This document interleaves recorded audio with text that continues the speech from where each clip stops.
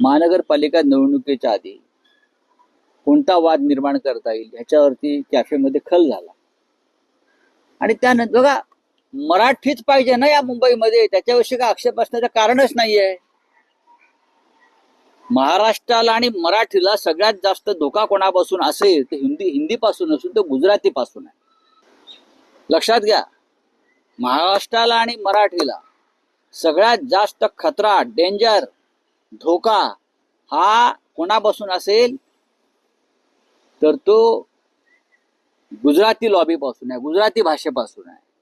ज्यांनी संपूर्ण पश्चिम मुंबईचं गुजरातीकरण करण्याचा प्रयत्न केला त्याच्यावरती गाव कोणी बोलत नाही. भाजपला वाईट वाटेल म्हणून काय? त्याच्यावरती कॅफेत चर्चा होते का? त्याच्यामध्ये कधी कॅफेवर चर्चा झाली का? त्याच्यावरती कधी कोणी त्या गुजराती लॉबीच्या विरुद्ध किंवा गुजराती भाषेच्या आक्रमणाविरुद्ध महाराष्ट्रावर कोणी काळं फासणं, कधी गुजराती बोर्ड लागलेले आहेत ते जाळणे, ते आम्ही करतो आहोत. हिंदीच्या सक्तीविरुद्ध आमचा वाद आहे. हिंदी भाषेला वाद असण्याचं कारण नाही. आणि हे शैक्षणिक धोरणाच्या भागापुरतच मर्यादित आहे.